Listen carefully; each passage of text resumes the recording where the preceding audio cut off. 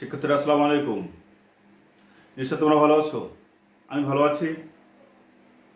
আমার আজকে আলোচ্য বিষয় হচ্ছে জীববিজ্ঞান প্রথম পত্রের প্রথম অধ্যায়ের একটি টপিকস। এই টপিক্সের নাম হচ্ছে ফ্লুইড মোজাইক মডেল। এই মডেলটি আসছে মূলত প্লাজমা পর্দার যে সূক্ষ্ম গঠন তা নিয়ে বিভিন্ন সময় বিভিন্ন মতবাদ আসছিল। এই মতবাদের ভিত্তিতে বিভিন্ন সময় বিভিন্ন মতবাদ আসার পরে সবচেয়ে গরমীয় মডেল যেটা ছিল সেটা ছিল ফ্লুইড মোজাইক মডেল। এর আগে ড্যানিয়েল এবং ড্যাপসন একটি মডেল প্রস্তাব করেছিলেন, তার নাম ছিল স্যান্ডউইচ মডেল। প্রোটিন থাকবে দুই স্তরে, মাঝখানে থাকবে হচ্ছে লিপিড, আর এটা তৈরি হচ্ছে লিপিড এবং প্রোটিনের সমন্বয়ে। তো পরবর্তীতে আরো মডার্ন এবং গ্রহণযোগ্য মডেলের একটা আবিষ্কার আসে, তার নাম আছে ফ্লুইড মোজাইক মডেল। আমরা আজকে এই মডেল নিয়ে আলোচনা করব। তো ফ্লুইড মোজাইক মডেলে আমরা দেখতে পাচ্ছি এটা হচ্ছে প্লাজমা পর্দা। এই প্লাজমা পর্দা মস্তক আছে, লেজ আছে, মস্তক আছে, লেজ আছে। এই মস্তক এবং লেজ উভয় প্রান্তের লেজগুলো মুখোমুখি অবস্থা থাকে এবং মস্তকগুলো দুই প্রান্তে থাকে। এদের নাম আছে ফসফোলিপিড বাই লেয়ার। উভয় লেয়ারে অবস্থান করে থাকে। সুতরাং আমরা এটা নিয়ে আজকে আলোচনা করব। এই ফ্লুইড মোজাইক মডেল 1972 খ্রিস্টাব্দে সিঙ্গার এবং নিকলসন আবিষ্কার করেছিলেন। তাদের আলোচনা অনুযায়ী আমরা এই কোষ পর্দায় দেখতে পাই লিপোপ্রোটিন। এই লিপিড এবং প্রোটিনের সাথে যুক্ত থাকে গ্লুকোজ। তো শিক্ষার্থীরা আমরা দেখতে পাচ্ছি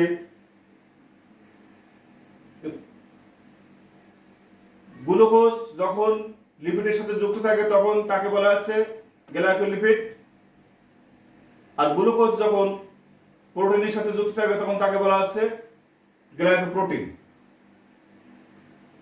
এরকম। আর এর ভিতরে যে জিনিসটা দেখা যায় সেটা হচ্ছে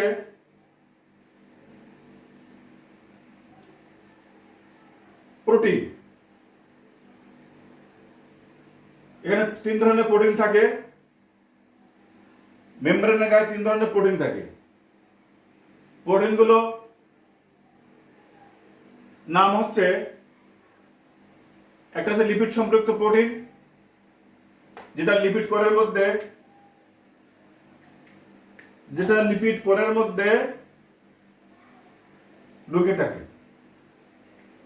আরেকটা হচ্ছে ইন্টিগ্রাল প্রোটিন, যেটা ওই পর্দার উভয় সারফেস পর্যন্ত বিস্তৃত, মানে ভিতরের পর্দা এবং বাইরের পর্দা দিয়ে ওয়ার্ক করছে। আরেকটা হচ্ছে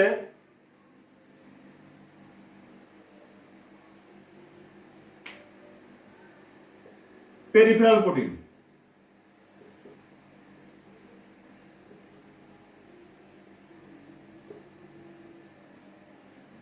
যেটি শুধুমাত্র সারফেস এলাকায় বিস্তৃত থাকে। তো শিক্ষার্থীরা আমরা এখানে তিন ধরনের প্রোটিনের উপস্থিতি পেলাম এই প্লাজমা পর্দায়। পেলাম গ্লাইকোলিপিড, পেলাম গ্লাইকোপ্রোটিন, মাঝে মধ্যে কোলেস্টেরল থাকে। এই লাল বর্ণের এই জিনিসটা, এটার নাম হচ্ছে কোলেস্টেরল। এই কোলেস্টেরলটি লিপিড জাতীয় পদার্থ। এই কোলেস্টেরলটা হচ্ছে লিপিড জাতীয় পদার্থ। এটি উদ্ভিদ কোষে কম থাকে বা প্রাণী কোষে বেশি থাকে।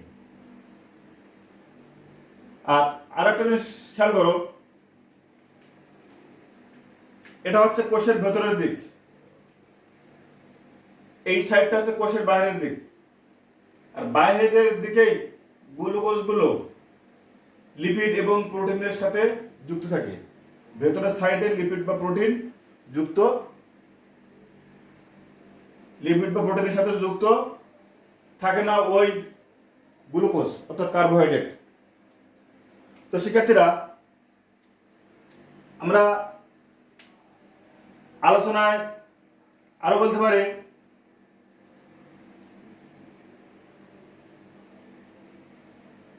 এই যে গ্লাইকোলিপিড এবং গ্লাইকোপ্রোটিন পাওয়া গেছে, এই গ্লাইকোলিপিড এবং গ্লাইকোপ্রোটিনকে আমরা একসাথে বলবো গ্লাইকোক্যালিক্স। অর্থাৎ গ্লাইকোলিপিড এবং গ্লাইকোপ্রোটিন মিলে তৈরি হয় গ্লাইকোক্যালিক্স। লাল বর্ণের এই দুটো জিনিস নিয়ে গ্লাইকোক্যালিক্স গঠন করে।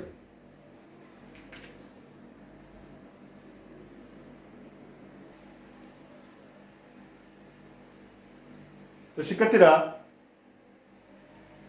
এখানে সেল সার্ভিসের কার্যকারিতা উপর ভিত্তি করে দেখা যায় এবং এনজাইমের উপস্থিতিতে দেখা যায় যে এটি স্থির নয়,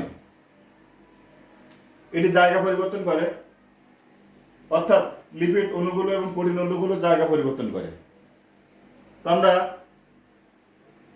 এভাবে দেখতে পাই, সেটি হচ্ছে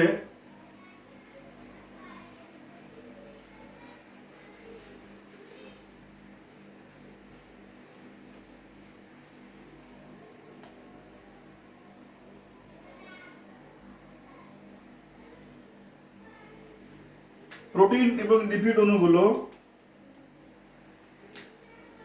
এখানে লিপিড অণু এবং প্রোটিন অণুগুলো, এই যে প্রোটিন এগুলো মোজাইকের মতো দেখা যায়। লিপিড এবং প্রোটিন গুলো, এই লিপিড কোরের ভিতরে প্রোটিন অণুগুলো মোজাইকের মতো ভেসে ভেসে থাকে। তো একে মোজাইক হিসেবে চিহ্নিত করা হয়েছে। এখানে আরো একটা জিনিস খেয়াল করবো, সেটা হচ্ছে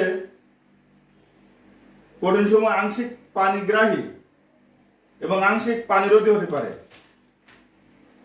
যখন লিপিডের সাথে মিশ্রিত অবস্থায় থাকে, এই মডেল কোষ ঝিল্লির কার্বোহাইড্রেট ও প্রোটিন হতে উৎপন্ন অন্যান্য দ্রব্যাদির উপস্থিতি সমর্থন করে। এখানে আরো একটা জিনিস আছে, সেটা হচ্ছে সম্প্রতি গবেষণায় দেখা গেছে কোষ ঝিল্লি অনেকটা তরল পদার্থের ন্যায় আচরণ করে। লিপিড অণু পদার্থের ন্যায় ঝিল্লির একই স্তর অবস্থান করে না, এরা একে অপরের স্থান পরিবর্তন করে। এই লিপিড এবং প্রোটিন অণুগুলো স্থান পরিবর্তন করে। এই পরিবর্তন করার কারণে এদেরকে ফ্লিপ ফ্লপ মডেল বলা হয়ে থাকে। তো শিক্ষার্থীরা, এ পর্যায়ে আমরা ভৌত গঠন শেষ করলাম। আমরা এক পর্যায়ে এবারে দেখবো রাসায়নিক গঠন।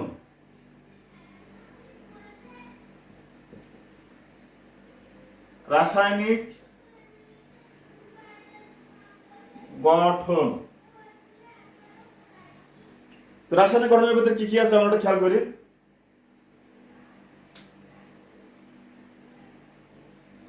এতে প্রোটিন থাকে,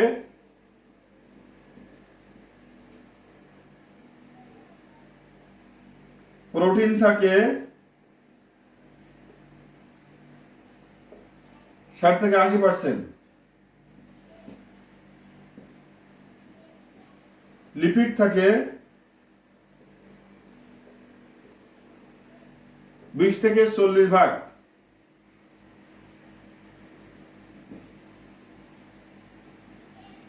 পলিস্যাকারাইড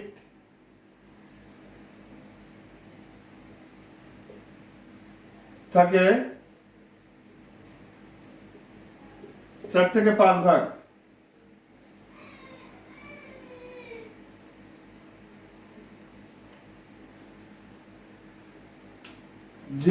কোষ ঝিল্লিতে মোট শুষ্ক ওজনের 75 ভাগ থাকে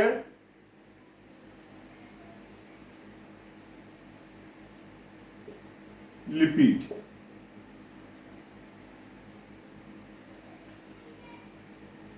আরো থাকে, এটা আরএনএ থাকতে পারে পেঁয়াজের কোষে,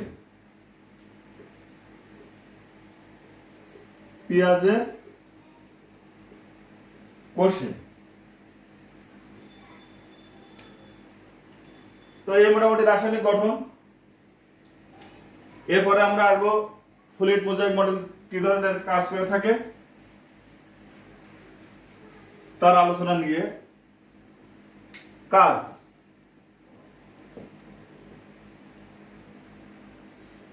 এটি কোষীয় সকল বস্তুর কে ঘিরে রাখে। কোষীয় সকল বস্তুকে ঘিরে রাখে।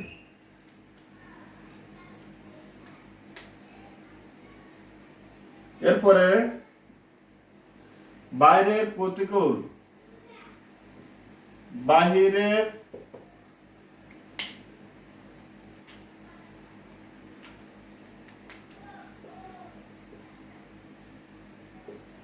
প্রতিকূল পরিবেশ থেকে কোষকে রক্ষা করে। নাম্বার 3,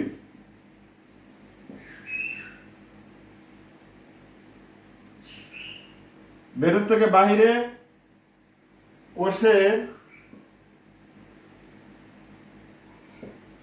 ভেতর থেকে বাহিরে এবং বাহির হতে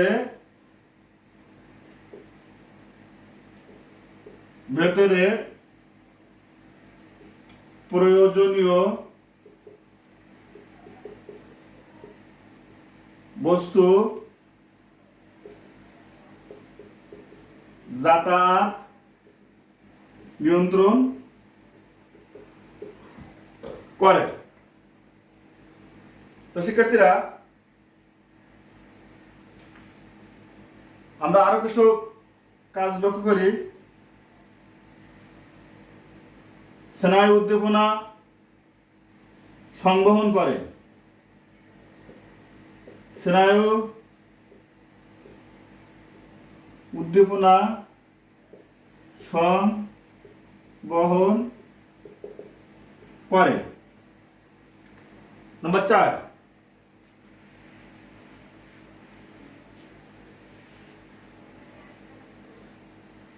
নাম্বার 5 হচ্ছে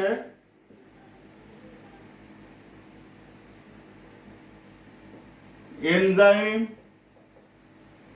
ও অ্যান্টিজেন ক্ষরণ করে।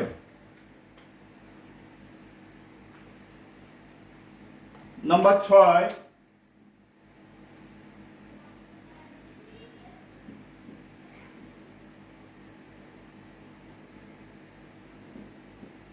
বিভিন্ন বৃহদাণু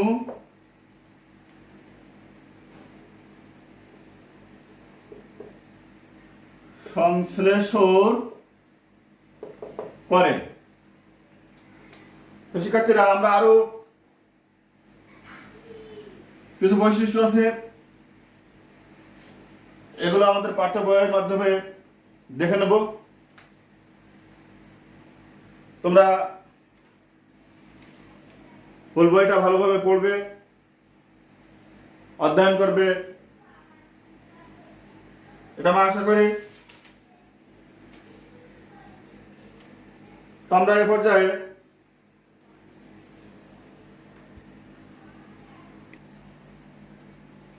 তো শিক্ষার্থীরা, আমি এ পর্যায়ে আলোচনা করবো কোষ প্রাচীর এবং কোষ ঝিল্লির একটি পার্থক্য নিয়ে। এই পার্থক্য বিষয়টি হচ্ছে, কোষ প্রাচীর থাকে শুধুমাত্র উদ্ভিদ কোষে। উদ্ভিদ কোষে শুধু উদ্ভিদ কোষে থাকে। উদ্ভিদ এবং উদ্ভিদ প্লাস প্রাণী কোষে থাকে।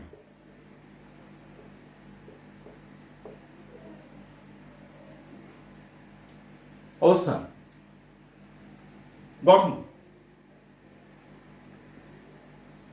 গঠন হচ্ছে,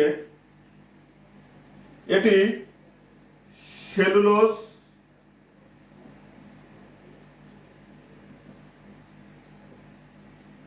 নির্মিত জড় পদার্থ।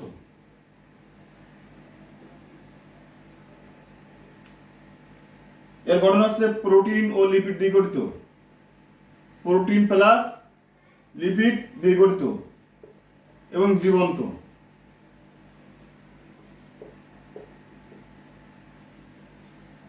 স্থিতিস্থাপক এবং অর্ধবদ্ধ।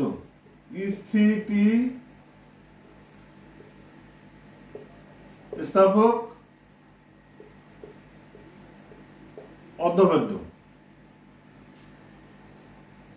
নাম্বার 3, কাজ। এর প্রধান কাজ হচ্ছে দৃঢ়তা প্রদান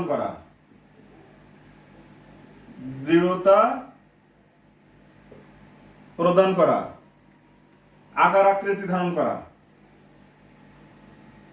ইত্যাদি হচ্ছে এই কোষ প্রাচীরের কাজ। আর কোষ ঝিল্লির কাজ হচ্ছে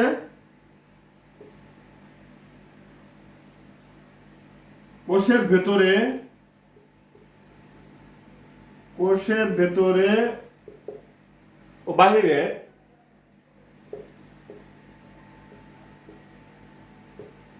বাহিরে বিভিন্ন প্রয়োজনীয় বস্তুর যাতায়াত নিয়ন্ত্রণ করা এবং কোষস্থ প্রোটোপ্লাজম অংশ সংরক্ষণ করা। তো আজকের এই পর্যন্ত আলোচ্য বিষয়। আগামীতে আবার তোমাদের সাথে দেখা হবে। সে পর্যন্ত সবাই সুস্থ থাকো। আল্লাহ হাফেজ।